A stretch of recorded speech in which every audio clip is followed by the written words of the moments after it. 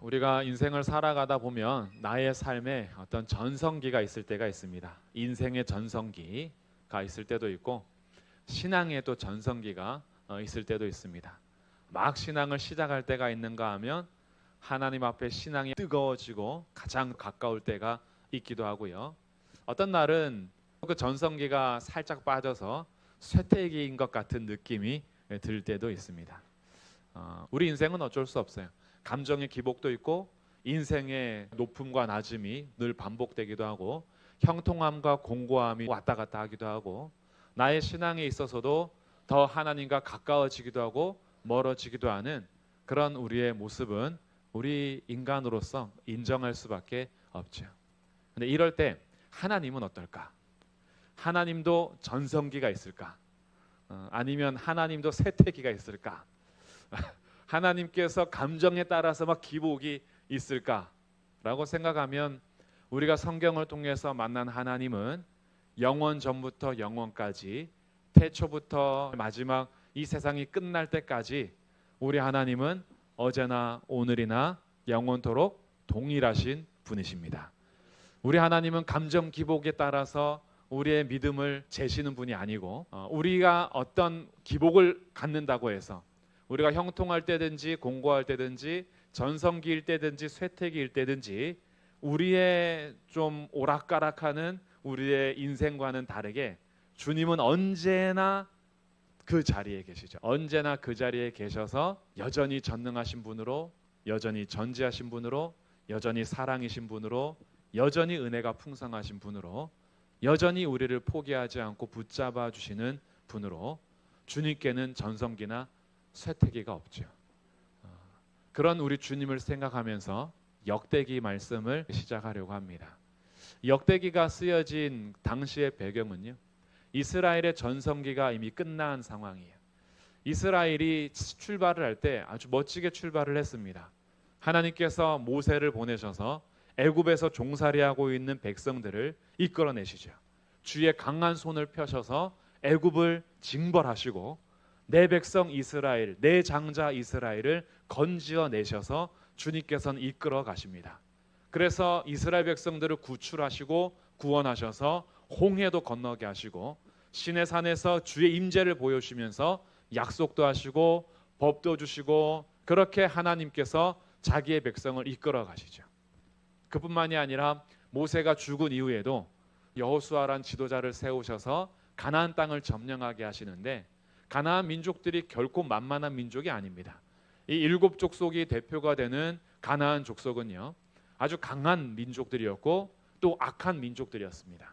근데 그 민족들과의 전쟁 속에서 하나님께서 여호수아와 함께 이스라엘 백성들이 들어가 그 땅을 점령하고 차지하게 하죠. 하나님의 손이 함께 하셔서 주님의 강한 손으로 약속하신 땅을 이스라엘에게 주십니다. 그렇게 해서 땅을 차지한 다음에 12개의 지파가 땅을 분배하여 받게 되고 그리고 시간이 흘러서 왕의 시대가 시작이 되는데 하나님께서 다윗이라는 왕을 세워서 다윗 왕국을 약속하시죠. 그 다윗 왕국을 영원토록 내가 지켜가겠다.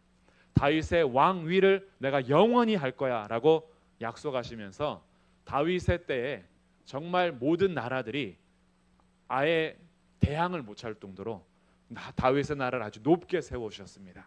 그래서 주변 국가들이 감히 이스라엘을 넘볼 수가 없었어요. 그렇게 아주 견고하게 태평성대를 이루며 살아가게 할 때에 솔로몬 때에 성전도 짓게 하시고 그 어떤 민족도 어떤 나라도 그 나라를 넘볼 수 없기 때문에 온전히 성전 건축에 집중할 수 있었죠. 그렇게 해서 전성기를 보내고 있습니다. 모세 때로부터 시작하여 하나님의 강한 손이 함께 하셔서 다윗의 시대에 그 놀랍고 솔로몬 시대의 아름다운 성전까지 건축하면서 이스라엘이 영원토록 빛날 것 같았죠. 시간이 흘러가면서 왕이 계속 교대가 되는데 왕이 죽고 또 다른 왕이 세워지는 가운데에 이스라엘 왕들이 하나님을 경외하고 하나님 말씀에 순종하기보다 자기가 원하는 대로의 삶을 살아가면서 쇠퇴해 가기 시작합니다. 이제 이스라엘의 전성기가 그치고 쇠퇴해 갑니다. 쇠퇴해 갈 때에도 이들이 절대 망할 거라는 걸 생각할 수가 없었어요.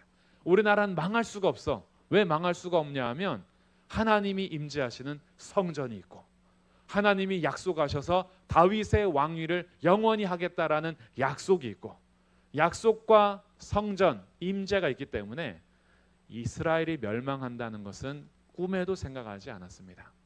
하나님은 오히려 선지자들을 보내서 너희가 회개하지 않으면 멸망할 것이고 이제 너희의 죄가 꽉 찼기 때문에 내가 바벨론이란 나라를 들어서 너희들을 칠 것이고 너희들은 멸망할 거야 라는 메시지를 전해줘도 그들은 그 메시지를 귀담아 듣지 않았어요.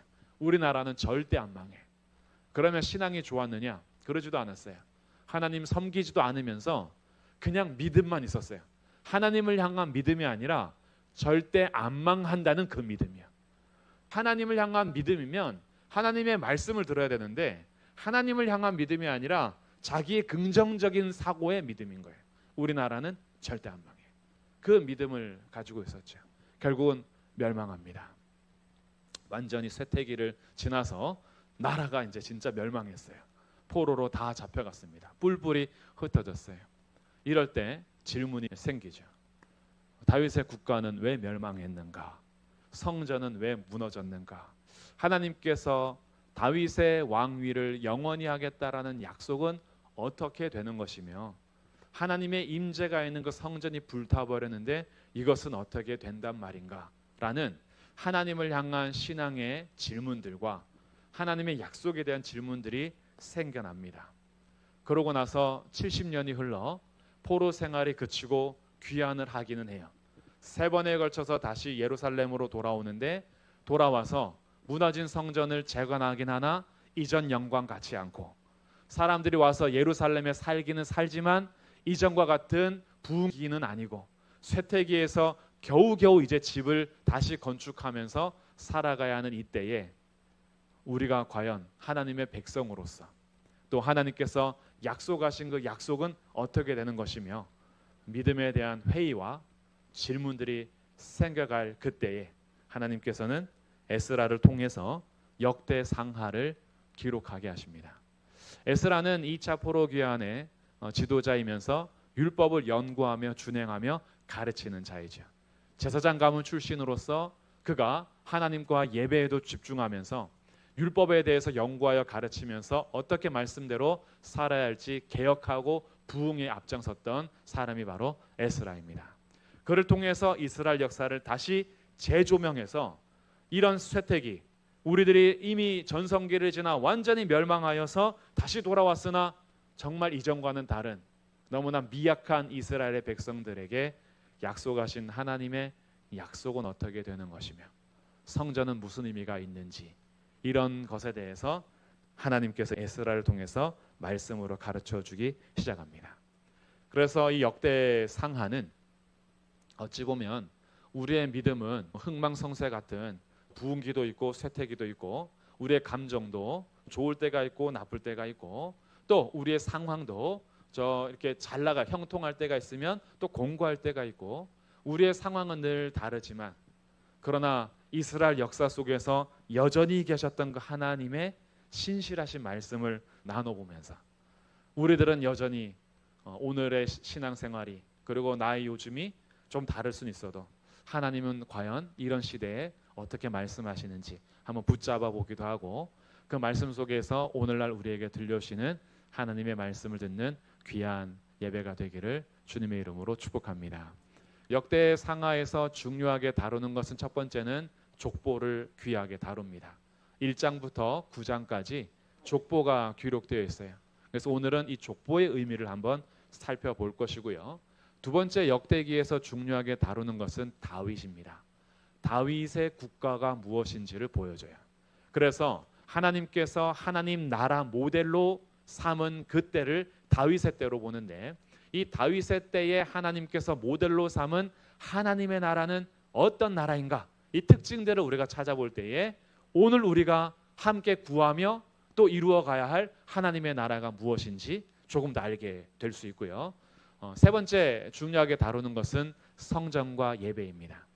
그래서 제사장들과 레위인이 굉장히 중요하게 다루어지면서 왕과 제사장이 쌍벽을 이루어요. 그래서 다윗이라는 왕의 통치와 제사장 가문 레위 지파 제사장 가문을 통해서 예배와 찬송과 이 말씀을 가르쳐야 하는 이 성전 중심의 삶을 우리에게 재조명해 주면서 오늘 우리 시대에도 하나님 원하시는 하나님 나라의 통치가 무엇인지 배울 수 있게 합니다. 그래서 개인적으로도 적용할 수 있고 가정 안에서도 적용할 수 있고 교회 공동체 안에서도 적용할 수 있는 그 말씀들을 함께 찾아보면서 배워가게 될 것입니다. 오늘은 먼저 1장부터 9장에 있는 족보의 내용을 잠깐 살펴보도록 하려고 하는데요. 첫 번째는 수직적인 족보가 기록이 됩니다. 저기 위에 조상 때로부터 아들의 아들의 아들의 아들이 이렇게 쭉 내려오는 거죠. 그러면 1장 1절부터 한번 보겠습니다. 1장 1절부터 4절까지가 10대 손이 기록이 됩니다. 아담, 셋, 에노스, 게남, 마할랄렐, 야렛, 에녹, 무드셀라, 라멕, 노아, 여기까지가 1대부터 10대예요. 수직적인 족보가 아주 간략하게 기록이 되죠. 노아 다음에 이어가는 자녀가 3명이 있어요. 셈과 함과 야벳이죠. 그런데 수직적인 족보는 어떤 족보냐 하면 예수 그리스도를 약속하신 메시아 족보를 수직적 족보라 그래요. 그래서 아담부터 시작해서 예수님을 족보를 타고 오는 것들을 먼저 살펴보는 거예요. 그래서 1절부터 4절까지 노아까지 왔다가 셈, 함, 야벳 중에서 예수님의 계보는 누구를 통해서 이어지냐 하면 셈을 통해서 이루어집니다. 24절에 보시면 셈으로부터 시작해서 아브라함까지 11대선부터 20대까지를 간략하게 요약해줘요. 24절에 셈, 아르박삿, 셀라, 에벨, 벨렉, 루, 스룩, 나홀, 데라, 아브라함 11대손부터 20대손까지. 그러니 1장 1절부터 27절까지 20대손이 다 담겨 있어요. 아담부터 해서 아브라함까지 이렇게 기록되어 있고요. 아브라함에게는 약속된 자녀가 한 명 있죠. 34절에 보시면 아브라함이 이삭을 낳았으니 이삭의 아들은 에서와 이스라엘이라. 이 이스라엘이 야곱입니다. 야곱의 이름이 이스라엘로 바뀌죠. 그래서 아브라함부터 시작하면 다시 아브라함, 이삭, 그리고 에서와 야곱인데 수직적 족보, 메시아의 족보는 누구를 통해서 이어지냐 하면 에서가 아니라 야곱인 이스라엘을 통해서 이루어지죠. 그래서 그 이스라엘의 족보가 2장에서 기록이 됩니다. 2장 1절 이스라엘의 아들은 이러하니 12명의 아들이 기록이 돼요. 루벤부터 시작해서 아셀까지 12명이 기록이 되는데 수직적 족보, 예수님의 계보를 이어가는 족보는 12아들 중에서 누굴까요?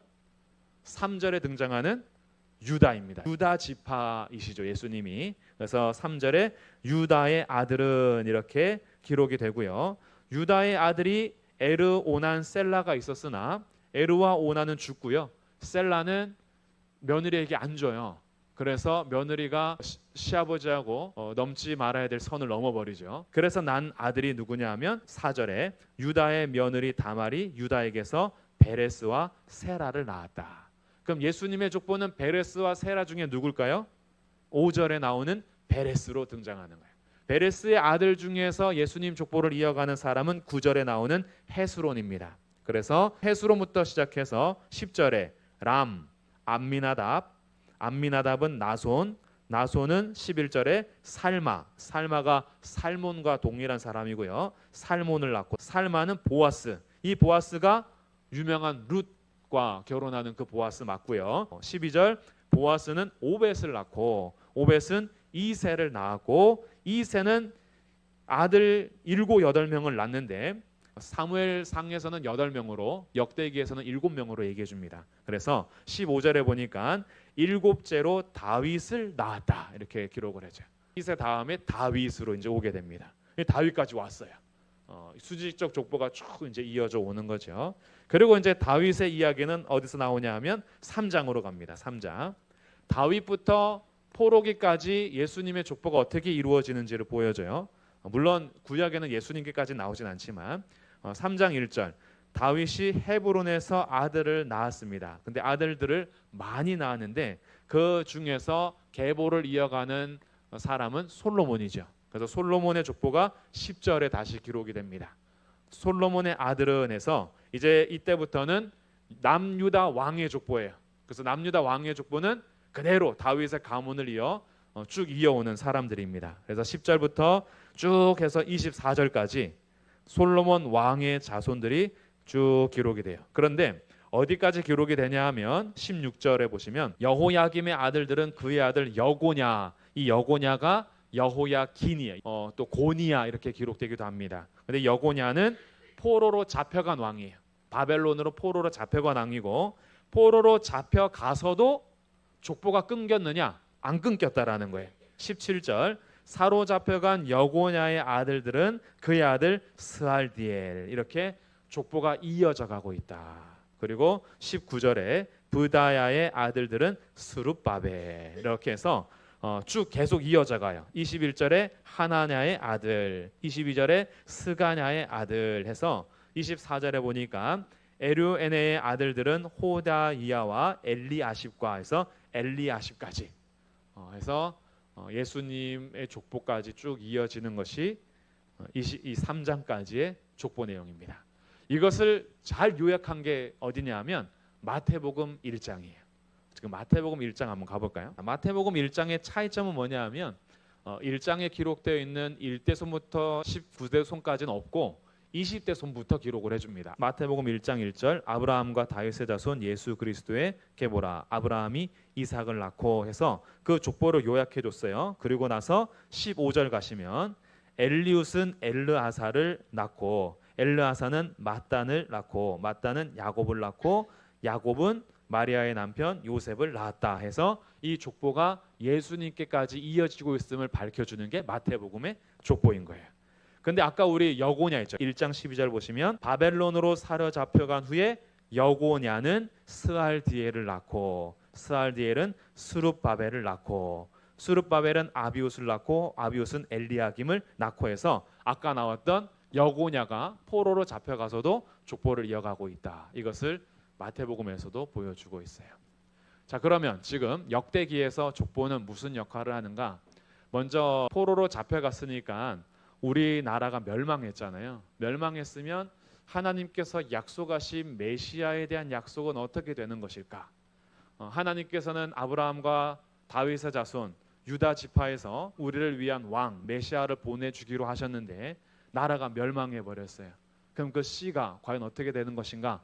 역대기는 당시 이스라엘 백성들에게 나라가 멸망했지만 하나님께서는 약속하신 대로 씨를 이어가고 계신다, 보존해 가고 계신다라는 것을 역대기가 포로로 잡혀간 이후에도 포로 귀환했을 때에도 이 족보가 계속 이어짐을 보여주면서 하나님의 신실하심을 밝히는 것이 첫 번째 족보의 목적인 거예요. 그래서 하나님은 아담 때부터 약속하신 그 메시아의 씨를 계속 이어가고 있다. 인간은 흥망성쇠가 있지만, 나라는 흥망성쇠가 있지만 하나님은 너희들이 망했을 때에도 신실하시게 약속을 지켜가신다. 이것이 하나님께서 족보를 통해서 보여주시는 신실함이에요. 그러니까 우리들도 마찬가지예요. 우리의 신앙이 좋을 때도 있고 우리의 신앙이 조금 안 좋을 때도 있어요. 그러나 하나님은 우리의 높고 낮음과는 상관없이 우리를 향한 약속은 신실하십니다. 이게 하나님을 우리가 믿을 수 있는 너무나 큰 은혜의 근거이죠. 하나님은 감정 기복이 없어요. 우리가 좋을 때는 같이 좋았다가 우리가 신앙이 뚝 떨어지면 하나님도 갑자기 뚝 떨어졌다가 그러지 않으세요. 하나님은 신실하세요. 나라가 망했을 때도 언약에 따라서 씨를 보존해 가시는 것처럼 우리가 완전히 밑바닥 치고 있을 때에도 주님은 계속 우리에게 하신 약속을 신실하게 지켜가실 수 있는 분이시다. 그래서 우리 개인의 역사든 가정의 역사든 교회의 역사든 우리의 믿음이 좋을 때도 있고 조금 떨어질 때도 있고 교회가 부흥기를 경험할 때도 있고 교회가 쇠퇴기를 걸을 때도 있어요. 교회가 전성기를 얘기할 때도 있고 지금이 전성기일 수도 있고 아니면 지금이 쇠퇴기일 수도 있고 아니면 지금 교회가 막 발달하는 그런 시간일 수도 있어요. 우리의 역사는 그렇게 평가할 수 있지만 주님이 교회를 향한 마음은 한 번도 변하지를 않고 여전히 신실하시게 교회를 보존해 오셨습니다. 이게 주님의 역사인 거예요. 그래서 주님은 우리가 볼 때의 눈으로 평가하는 교회의 모습이 아니라 예수 그리스도를 믿고 살아가는 모든 하나님의 백성들에게 약속하신 대로 신실하게 지금도 일하시는 분임을 믿으시기 바랍니다. 이것이 우리가 다시 일어설 수 있는 근거가 되지요. 그리고 이렇게 수직적인 족보만 있는 것이 아니라 중간중간에는 수평적인 족보가 이루어져요.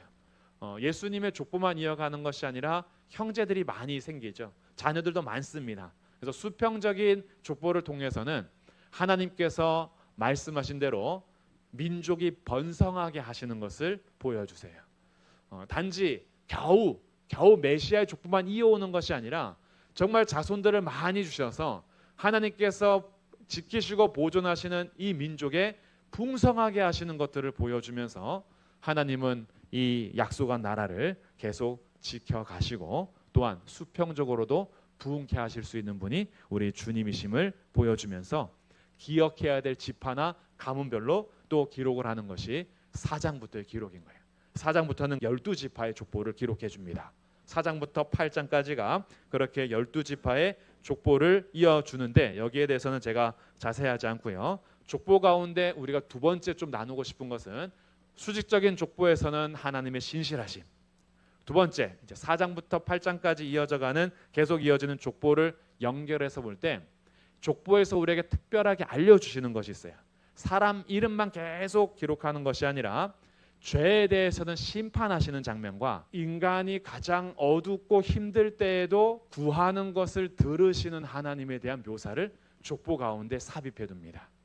2장 3절 보시면 유다의 아들은 에르와 오난과 셀라니 이 세 사람은 가나안 사람 수아의 딸이 유다에게 낳아준 자요 유다의 맏아들 에르는 여호와 보시기에 악하였으므로 여호와께서 죽이셨고 하나님 보시기에 악할 때 어떻게 하신다? 죽인다. 심판하신다. 하나님의 심판이 기록이 되죠. 근데 또 이와는 다르게 4장 9절에 가면 야베스는 그의 형제보다 귀중한 자라 그의 어머니가 이름하여 이르되 야베스라 하였으니 야베스라는 이름의 뜻은 고통이란 뜻이고요. 어머니가 내가 수고로 낳았다. 이래서 고통이란 이름을 줍니다. 근데 그 야베스가 하나님 앞에 기도해요. 이스라엘의 하나님께 아뢰어 이르되 주께서 내게 복을 주시려거든 나의 지역을 넓히시고 주의 손으로 나를 도우사 나로 환난을 벗어나 내게 근심이 없게 하옵소서 하였더니 하나님이 그가 구하는 것을 허락하셨더라. 여기서 강조점은 10절 끝에 있는 거예요. 하나님이 그가 구하는 것을 어떻게 했대요? 허락하셨다. 하나님께서는요 가장 고통의 때에 어찌 보면은 나라가 망해서 지금 자기의 시대에 역대기를 읽고 있는 1차 독자들에게는 이미 자기네 나라가 멸망했어요. 그리고 다시 돌아왔으나 이전의 영광과는 달라요. 전성기가 끝나버렸어요. 다윗의 시대도 아니고 솔로몬 시대도 아니에요. 뭐 이제 와서 뭐래? 라고 약간 회의감이 들고 있는 그때일 수 있어요. 그게 모든 때가 어찌 보면은 나라적으로도 야베스 때인 거죠. 고통의 때예요. 그런데 이때에도 주님이 일하시면 구하는 것을 어떻게 하실 수 있냐 하면 허락하실 수 있는 분이 우리 하나님이시다. 그래서 족보를 통해서 이 장면을 기록해 줍니다. 여기만 있는 게 아니에요. 자, 5장 한번 가보시면 5장 19절 므낫세 반지파가 싸우는 장면 중인데 그들이 하갈 사람과 여두루와 나비스와 노답과 싸우는 중에 도우심을 입었으므로 하갈 사람과 그들과 함께 있는 자들이 다 그들의 손에 패하였으니 이는 그들이 싸울 때에 하나님께 의뢰하고 부르짖음으로 하나님이 그들에게 어떻게 해요? 응답하셨다. 여기도 강조점이 하나님께서 응답하셨다. 하나님께 의뢰하고 부르짖는 자들의 목소리를 들어 응답하시는 하나님. 그래서 므낫세 반지파가요 그들이 싸움 전쟁 중에 하나님을 의뢰하고 부르짖었더니 하나님께서 그들의 목소리를 들으셔서 이기게 하셨다. 이기게 하실 뿐만이 아니라 23절에 므낫세 반지파의 자손들이 그 땅에 번성하게 해주십니다. 하나님은 이 족보의 역사 속에서 악한 것에 있어서 심판도 하시는 분이지만 자기를 의뢰하고 찾는 자들에게는 구하는 것을 허락하시고 응답하시는 분으로도 나타내시는 거죠. 그런데 이렇게 므낫세가 구했을 때 번성했지만 25절 그 같은 므낫세 지파가요 그들이 그들의 조상들의 하나님께 범죄하여 하나님이 그들 앞에서 멸하신 그 땅 백성의 신들을 간음하듯 섬겼다. 하나님께서 멸하신 가나안 민족들의 신들을 섬긴 거예요. 그러자 어떻게 했냐 하면 26절 그러므로 이스라엘 하나님이 아수르 왕 불의 마음을 일으키시며 아수르 왕 디글랏빌레셀의 마음을 일으키시며 르우벤과 각과 므낫세 반지파를 사로잡아 할라 하볼 하라 고산 강가에 옮겼다. 완전히 흩어버렸어요. 그러니까 하나님은 우상 숭배하며 사니까 어떻게 해요? 심판하시고 벌하실 수 있는 분이죠. 그래서 이 족보를 통해서 우리에게 알려주는 두 번째는요. 첫 번째는 신실하심이라 했잖아요. 두 번째는 죽이기도 하시고 살리기도 하시며 높이기도 하시고 낮출 수 있는 분이 우리 하나님이십니다. 모든 주권이 주님께 있는 거예요. 그래서 하나님은 악에 대해서는 심판으로 하나님의 공의를 드러내시고, 그러나 자기를 찾는 자들에게는 응답하심으로 하나님의 선하심과 은혜를 우리에게 알려주셔서 지금 우리 시대가 완전히 쇠퇴기일지라도, 정말 포로로 잡혀갔던 멸망의 자리일지라도, 아니면 귀환하긴 했으나 이전과는 달라서 실망하고 있는 자리일지라도 그곳에서 다시 하나님을 향한 죄를 회개하고 하나님을 구하며 나아갈 때 주님께서는 성도들의 기도에 응답하여 주십니다. 그러니 우리의 소망은 어디 있냐 하면, 어디 큰 나라 손잡는 것이 우리의 소망이 아니고, 어떤 권세 있는 자들의 손잡는 것이 우리의 희망이 아니고, 이 세상에서 내놓으라는 물질과 이 세상에서 추구하는 외모와 이 세상에서 줄 서라고 하는 어떤 이들에게 줄을 섬으로 우리의 흥망성쇠가 달려있는 것이 아니고, 이 모든 것을 주관하시는 하나님께 구하며 살 때 그게 성도의 참된 길임을 알려주는 것이 족보의 이야기입니다. 하나님은 지금도 그렇게 일하십니다. 지금도요, 자기를 찾는 자들의 목소리를 들어주십니다. 그리고 이 목소리를 들어주실 때 단지 개인 차원에서가 아니라 공동체적으로 가정과 국가 차원에서, 이 국가가 오늘날에는 교회의 모습으로 의미가 주어집니다. 내가 그냥 내 개인의 복과 나 개인이 그냥 잘 살고자 하는 것이 아니라 정말 이 시대에 고통스러운 믿음의 삶, 정말 교회가 쇠퇴해가고 교회가 온전히 빛을 발하지 못하는 것을 속상해하면서 그것을 우리의 고통으로 알아 하나님의 나라와 하나님의 의를 같이 구하면서 교회의 부흥과 교회가 다시 서기를 바라는 마음으로 성도들이 일심하여 주님 앞에 구할 때 주님은 그 성도들의 기도를 들어 응답하여 주십니다. 교회가 빛을 발하게 하시고 다시 복음의 영광이 나타나게 하시는 거죠. 그래서 하나님께서 이 족보 가운데 중간중간에 이런 메시지들을 우리에게 삽입해 주셔서 신실하신 하나님이 계속 역사를 주관해 가시니 오늘도 마찬가지로 우리의 심판도 우리의 구원도 하나님의 손에 있으므로 우리가 있는 자리에서 하나님께 다시 구하며 설 때에 그때부터가 부흥의 시작입니다. 그러면 우리의 나이와 상관없이요, 지금 나이의 감정과 상관없이 우리는 다시 하나님과 전성기를 누릴 수 있는 거예요. 왜냐하면 주님은 여전히 그 자리에 계셨거든요. 우리 따라서 감정 기복 있는 분 아니고 흥망성쇠 있는 분 아니라 하나님 나라는 영원히 쇠하지 않고 하나님 나라는 영원히 멸하지 않고 하나님의 나라는 영원토록 견고한 나라이기 때문에 우리가 다시 그 하나님을 의지하고 붙든다면 그러면 다시 믿음의 삶은 전성기를 이루어 가는 거예요. 그래서 희망이 없던 이 포로 시대, 희망이 없고 절망적이었던 귀환의 시대에 역대기의 족보는요, 이들에게 다시 붙들게 하는 메시지를 주는 거예요. 하나님은 언제나 신실하셨다. 그리고 하나님은 지금도 우리가 구하는 것을 들으시는 분이시다. 그래서 우리가 같이 다시 마음 모아서 구해야 하는 것이 무엇이냐 하면 예수님께서 가르쳐 주신 것처럼 먼저 그의 나라와 그의 의를 구하라. 주님께서 우리에게 이 메시지를 다시 전해 주시는 거죠. 이 세상을 바라볼 때에 단지 우리는 개인적인 신앙생활로 끝나는 것이 아니라 우리를 공동체로 하나님께서 만나게 해주셔서 교회를 이루어가게 하셨어요. 그리고 교회가 태도가여서 쭉 지내는 동안에 교회에도 역사들이 많이 있죠. 그래서 교회를 돌아보면은 우리의 전성기나 부흥기도 있고 때로는 감추고 싶은 역사도 있고 쇠퇴기와 같은 때도 있고 정말 우리가 하나님 앞에서 부끄러울 때도 있고 그 교회의 인생, 교회로서의 인생이 있죠. 근데 그 교회들에게 오늘도 다시 하시는 말씀은 지금 우리의 때가 어떤 때든지 상관없이 하나님은 여전히 신실하셨고 지금 우리가 기도할 때에 주님은 들으신다. 그래서 우리는 다시 구할 수 있는 거예요. 복음의 역사와 교회의 부흥을 위해서요. 주님, 이때에 우리 가운데 지경을 넓혀 주셔서 교회를 통해서 하나님 하시고자 하는 하나님의 나라를 건설하여 주십시오. 하나님 우리에게 복의 복을 더하사 주님이 우리의 모든 주권자가 되시고 우리 살리기도 하고 죽이기도 하시고 높이기도 하고 낮추기도 하시는 분이 우리 하나님이시오니 하나님의 백성들을 통해서 정말 주님께서 예전에는 단지 영토의 넓음이었지만 오늘 교회들에게는 영토 싸움이 아니라 복음의 확장인 거예요. 교회를 통한 복음의 확장. 그래서 한 영혼 한 영혼이 주님 앞에 돌아오는 것이 우리의 지경이 넓혀지는 복음의 역사인 거죠. 그래서 우리가 같이 구할 수 있는 거예요. 교회가 함께 한 마음이 되어서 하나님 정말 쇠퇴기에 복음을 전하기가 어려운 시대에 복음을 전했을 때 오히려 사람들이 교회를 지탄하고 있는 이런 시대에 우리가 다시 구할 수 있는 것은 단지 우리의 힘의 부흥이 아니라 하나님께서 복음의 역사와 부흥을 허락하여 주셔서 교회를 통해서 하나님 복의 복을 더하사 지경을 넓히시고 하나님께서 이 복음의 역사를 통하여 한 영혼 한 영혼이 주님 앞에 돌아오게 하시는 그 역사를 이루어 가실 것을 같이 구하면서 주님 앞에 나아갈 때요, 주님은 그 구하는 것을 들으시고 허락하셨더라. 이것을 다시 붙들게 하는 거죠. 개인적인 삶도 마찬가지입니다.